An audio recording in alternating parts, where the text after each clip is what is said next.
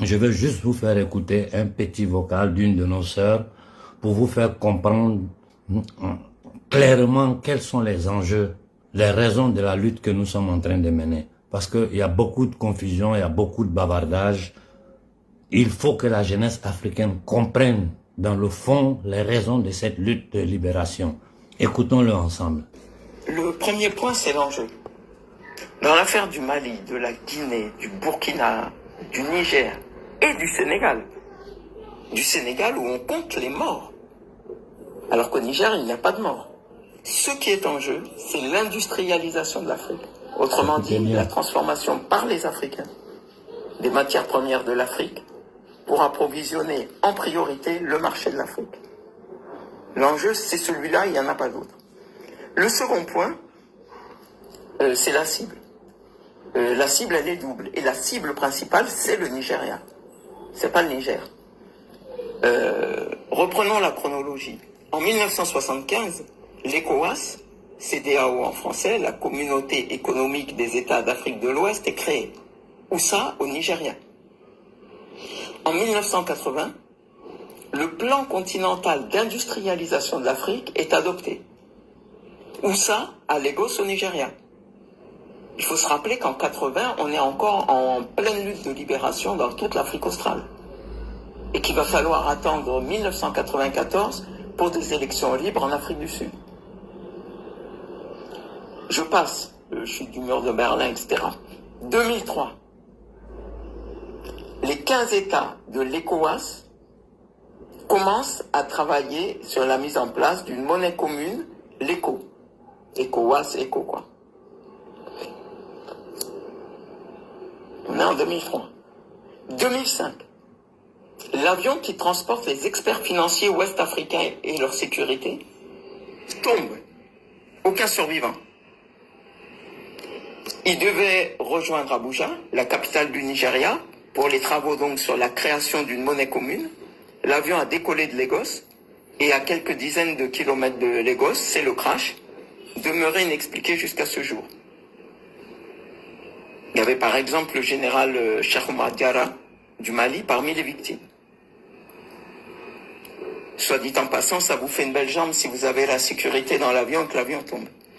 2009, donc là on est en 2005, 2009, l'ensemble des États de l'Union africaine adoptent une vision minière africaine. En fait, il s'agit de relancer le plan de Lagos, qui a été combattu par tout l'Occident et par les institutions de Bretton Woods, FMI en tête. Il faut savoir que dès les indépendances, des usines avaient été créées en masse pour produire localement les produits de première nécessité. Il y en avait au Mali, il y en avait en Guinée, etc. Bon, avec la chute du mur de Berlin en 89, à l'échelon international, il n'y avait plus de contrepoids et les acquis en matière d'industrialisation ont été massivement cassés. Les usines ont été détruites.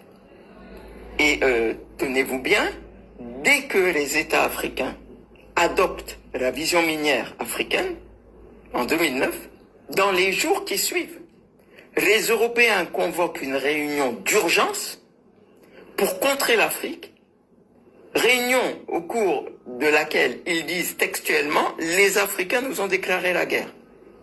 C'est-à-dire que des Africains étudient un plan d'industrialisation du continent et les Européens traduisent ce plan par « les Africains nous ont déclaré la guerre ». C'est leur terme.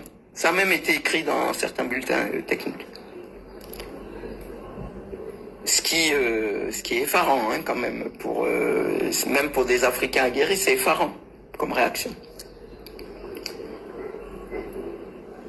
2009, donc dans ce même laps de temps, voilà que colonel Kadhafi est président de l'Union africaine, puisqu'on a une présidence tournante, ça change chaque année, et il propose comme monnaie commune le dinar or.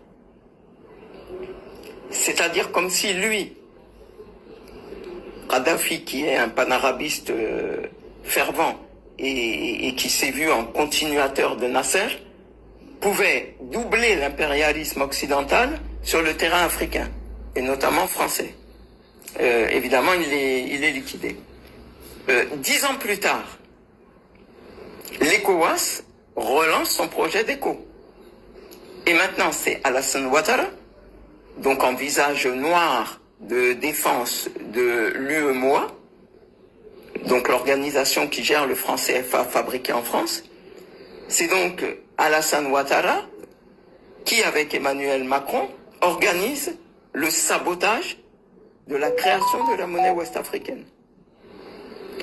Il faut comprendre que Alassane Ouattara a fait ses études aux USA dans les années 60, qu'il a été fonctionnaire du FMI, qu'il a été administrateur de la BCEAO, donc de la Banque centrale des États d'Afrique de l'Ouest, qui gère ce franc CFA fabriqué à Chamalières en France, et que juste après la chute du mur de Berlin, il s'est retrouvé comme par hasard Premier ministre de Côte d'Ivoire.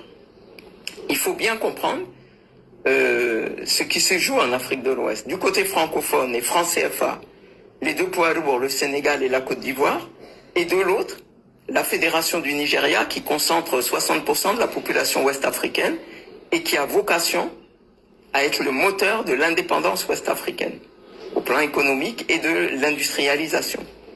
Alors, concernant le franc CFA au plan technique, pour ceux qui ne le sauraient pas, il faut savoir qu'au sortir de la guerre 35-45, le général de Gaulle a fait dans les colonies d'Afrique un copier-coller du mécanisme monétaire astucieux qui avait été mis en place par le régime nazi dans chacun des territoires qu'il avait occupés, y compris la France, mais il y avait un certain nombre de territoires à l'Est et même dans les ghettos, etc. Bref, il a fait un système de drainage de richesse. C'est ce système que le général de Gaulle a plébiscité pour l'implanter dans les pays africains. Concernant maintenant le sabotage en 2019 de la monnaie ouest-africaine qui était en voie de création par l'ECOWAS, donc de cette monnaie ECO, là ça a été absolument incroyable. C'est-à-dire que Emmanuel Macron et Alassane Ouattara ont annoncé à grand bruit, par voie de presse, la création d'une monnaie du même nom, ECO, adossée à l'euro. C'est-à-dire une fiction qui n'a rien à voir avec le projet sur lequel travaillaient les techniciens de l'ECOWAS. Et évidemment avec le but de semer la complète confusion, puisque Ouattara fait partie de l'ECOWAS, il annonce et quelque chose qui n'a rien à voir avec ce sur quoi les États travaillent. C'est pour donner une idée des pratiques de ces gens. Et concernant maintenant le Nigeria, il faut savoir que la France n'a eu qu'une stratégie depuis l'aube de l'indépendance, faire éclater la fédération du Nigeria. Et il est bien évident que la guerre au Niger ferait d'une pierre deux coups, parce que ça marquerait l'effondrement automatique de la CEDEAO et à plus ou moins brève échéance, bien sûr, l'éclatement de la fédération du Nigeria. Et c'est cette, entre guillemets, opportunité que la France veut saisir, d'où sa détermination à entraîner l'OTAN dans cette affaire.